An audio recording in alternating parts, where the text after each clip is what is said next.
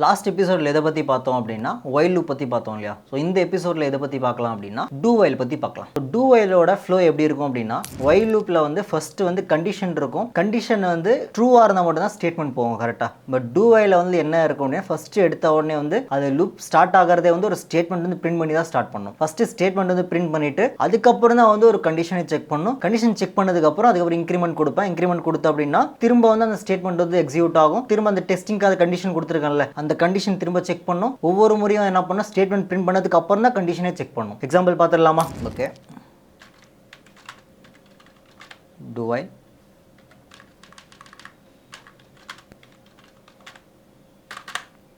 while இதில் சிம்பிளாக இப்போதைக்கு நான் என்ன பண்ணுறேன் அப்படின்னா ஒரு 10லேருந்து 20 வரைக்கும் நான் பிரிண்ட் பண்ணணும். அதுக்கு வந்து நான் மினிமம் என்ன பண்ணுறேன் ஒரு நம்பர் வந்து வேல்யூ 10 நான் வச்சுக்கிறேன். ஓகேவா, 10 வச்சுட்டு 10லேருந்து 20 வரைக்கும் பிரிண்ட் பண்ணணும். ஃபர்ஸ்ட் வந்து இதோட சின்டெக்ஸ் என்னென்னா டூ ஒயில் மாதிரியே தான் டூன்ற கீவேர்ட் யூஸ் பண்ணிவிட்டு அதுக்குன்னு ஒரு பிளாக் க்ரியேட் பண்ணுறேன். இதில் ஃபர்ஸ்ட் எடுத்தோடனே ஒரு ஸ்டேட்மெண்ட்டை நான் பிரிண்ட் பண்ண சொல்கிறேன். ஸ்டேட்மெண்ட் வந்து அந்த நம்பரை அப்படியே பிரிண்ட் பண்ண சொல்கிறேன். நம்பர் பிரிண்ட் பண்ணதுக்கப்புறம் ஃபஸ்ட்டு டூன்ற இந்த பிளாக் கொடுத்துட்டானா அதுக்கப்புறம் ஒயில்ன்றது கம்பல்சரி கொடுக்கணும். டூ கொடுத்தா கம்பல்சரி, ஒயில் கொடுத்தா மட்டும் எரர் போகும். ஒயிலில் இப்போ என்ன பண்ண போகிறேன் கண்டிஷன் நான் கொடுக்குறேன். இங்கே என்னென்னா நம் வந்து less than or equal to 20 இருக்கணும். ஓகேவா, இது ஐட்ரேட் ஆக போது எப்போ 20க்கு மேலே வருதோ அப்போ வந்து எனக்கு என்ன ஆகணும் லூப் வந்து டெர்மினேட் ஆகும்.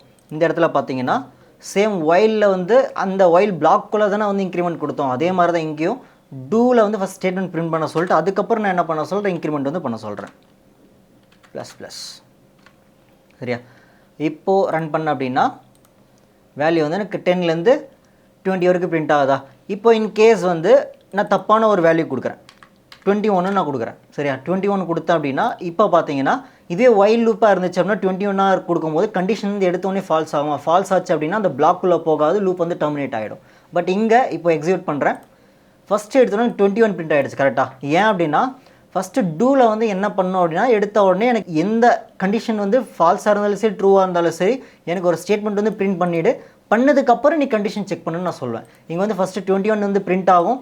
பிரிண்ட் ஆனதுக்கப்புறம் அடுத்து வந்து ஒயிலில் வந்து கண்டிஷன் கொடுத்துருக்கல அந்த கண்டிஷன் போகும். நம் வந்து less than or equal to 20 அப்படின்னா 21 less than or equal to 20 அப்போ கண்டிஷன் வந்து ஃபால்ஸ் ஆகும்போது எனக்கு என்ன ஆகாது இன்க்ரிமெண்ட் வந்து ஆகாமல் எனக்கு என்ன ஆகும் லூப் வந்து டெர்மினேட் ஆகும். இப்படி தான் வந்து டூ ஒயில் வந்து யூஸ் பண்ணுவாங்க. நெக்ஸ்ட் வந்து கண்டினியூ பிரேக், இதோட யூசேஜ் பார்க்கலாம். கண்டினியூக்கு வந்து நான் என்ன பண்ணுறேன் நார்மலாக ஒரு ஃபார் லூப் வந்து எடுத்துக்கிறேன். ஃபாரில் வந்து ஜஸ்ட் இனிஷியலாக வந்து let I equal to 0, I வந்து less than or equal to 10, 0க்கு பதிலாக ஜஸ்ட் நான் 1 எடுத்துக்கிறேன். 10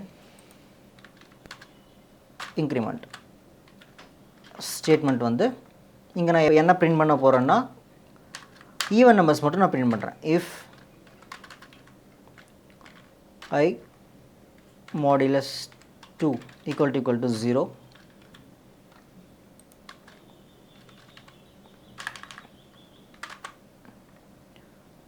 ஈக்குவல் டு 0 நான் என்ன பண்ணுறேன் அப்படின்னா லாக்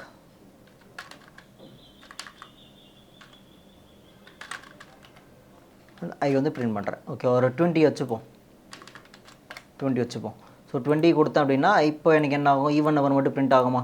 ஸோ இப்போ இந்த இடத்துல என்ன பண்ண போகிறேன் அப்படின்னா நானே மேனுவலாக போயிட்டு எனக்கே இதில் ஆட்டோமேட்டிக்காக வந்து ஐயோட வேல்யூ எப்போ 21 ஆகுமோ அப்போ வந்து லூப் வந்து டெர்மினேட் ஆகும். பட் திரும்பவும் நானும் என்ன சொல்கிறேன் அப்படின்னா ஈவன் நம்பரில் வந்து எப்போ எனக்கு 10ன்ற அந்த நம்பர் வருதோ அப்போ எனக்கு மேனுவலாக வந்து நானே என்ன பண்ண சொல்கிறேன் அந்த லூப் வந்து டெர்மினேட் வந்து பண்ண சொல்கிறேன். அதுக்கு யூஸ் பண்ணுறது என்னது பிரேக்ன்ற கீவேர்டு. இந்த லூப்லேயே வந்து எப்போ அந்த ஐடேட் ஆகிறதுல வந்து கன்சோல் டாட் லாக் ஐ கிடைக்குது இல்லை. ஸோ இங்கேயும் நான் என்ன பண்ணுறேன் அப்படின்னா இங்கே ஒரு கண்டிஷன் நான் கொடுக்குறேன். இதுக்குள்ளேயே ஈவன் நம்பர் வர்றதுலேயே நான் ஒரு கண்டிஷன் கொடுக்குறேன். என்னென்னா இஃப்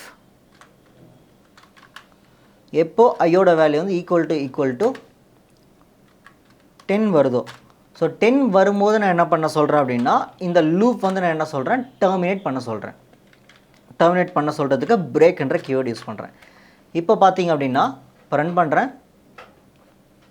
பண்ணால் எனக்கு என்ன ஆகுது 2 4 6 8 10 வருதா.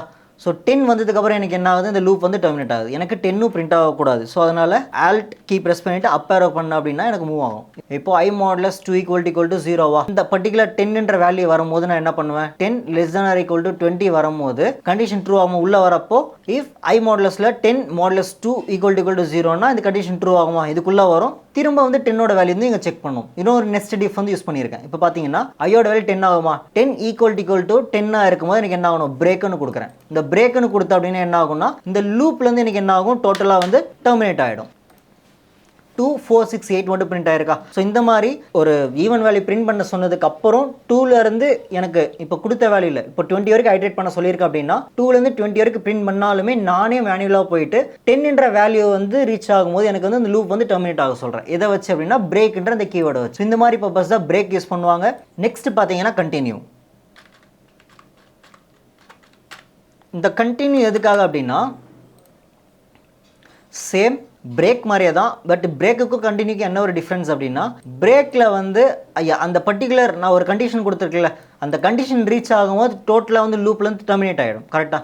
பட் கண்டினியூன்றது என்ன அப்படின்னா, அந்த ஐட்ரேஷனை மட்டும் ஸ்கிப் பண்ணிவிட்டு மற்ற ப்ராசஸில் நடக்கும். எக்ஸாம்பிள் பார்த்துடலாமா, சேம் இது அப்படியே நான் காப்பி பண்ணிக்கிறேன். காப்பி, ஜஸ்ட் இங்கே பேஸ்ட், கமெண்ட் பண்ணிவிட்டு இப்போ இந்த பிரேக்குன்ற இடத்துல நான் என்ன பண்ணுறேன், பிரேக்குக்கு பதிலாக கண்டினியூ நான் கொடுத்துக்கிறேன்.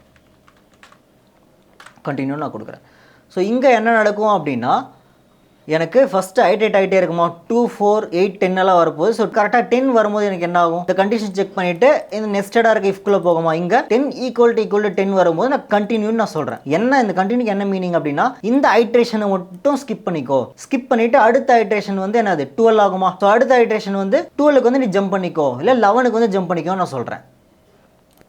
இப்போது 2 4 6 8 வரைக்கும் தான் வந்து 8ன்ற வேல்யூ கிடச்சிருக்கு. அடுத்து பார்த்தீங்கன்னா 10ன்ற வேல்யூ வந்து எனக்கு வரல. ஏன்னா இங்கே 10 வரும்போது நான் என்ன பண்ணுறேன், கண்டினியூ நான் சொல்கிறேன். கண்டினியூ சொல்லும் போது இந்த ஐட்ரேஷன் மட்டும் எனக்கு என்ன ஆகிடும், ஸ்கிப் ஆகிடும். இந்த வேல்யூவே பிரிண்ட் ஆகாது. இந்த நெக்ஸ்ட் பிளாக்குக்கே போகாமல் என்ன ஆகிடும், இந்த ஐட்ரேஷன் ஸ்கிப் ஆகிடும். அதுக்கு அடுத்து வந்து ஜம்ப் அடிச்சிடும். ஜம்ப் அடிக்கும் போது 10ன்ற வேல்யூ எனக்கு என்ன வரும், 11 வருமா. 11 வரும்போது 11 <= 2 ஆகிடும். 11 மாடுலஸ் 2 ஆனால் ரிமைண்டர் வந்து எனக்கு 0 கிடைக்காது கரெக்டாக. அப்போ வந்து ஃபால்ஸாக இருக்கும்போது அடுத்து வந்து 12 போகும். 12 கண்டிப்பாக ட்ரூ தான். இங்கே வரும்போது 12 மாடுலஸ் 2 இதுவும் ட்ரூ ஆகிடும். இங்கே வரும்போது 12 = 10 கண்டிப்பாக இல்லை.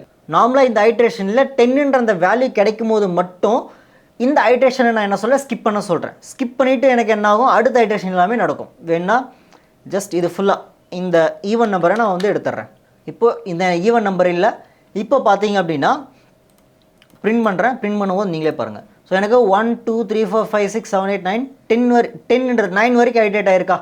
9க்கு அப்புறம் பார்த்தீங்கன்னா 10 மட்டும் ஸ்கிப் ஆகிருக்கு, 11க்கு வந்துருக்குல்ல. இந்த மாதிரி தான் வந்து கண்டினியூ வந்து ஒர்க் ஆகும். ஸோ இந்த மாதிரி ஏதாவது ஒரு ஸ்டேட்மெண்ட் மட்டும் எனக்கு ஸ்கிப் ஆகிட்டு மற்றதெல்லாம் நடக்கணும், இல்லை அந்த பர்டிகுலர் ஸ்டேட்மெண்ட் வந்து அச்சீவ் ஆனதுக்கப்புறம் எனக்கு அந்த லூப் வந்து டெர்மினேட் ஆகணும். ஸோ அந்த மாதிரி பர்பஸ்க்கு தான் அந்த கண்டினியூ பிரேக்கெல்லாம் யூஸ் பண்ணுவாங்க. இது வரைக்கும் பார்த்தது தான் வந்து லூப்பிங் ஸ்டேட்மெண்ட் சொல்லுவாங்க. அடுத்த எபிசோடில் எதை பற்றி பார்க்க போகிறோம் அப்படின்னா ஃபங்க்ஷன் பற்றி பார்க்க போகிறோம்.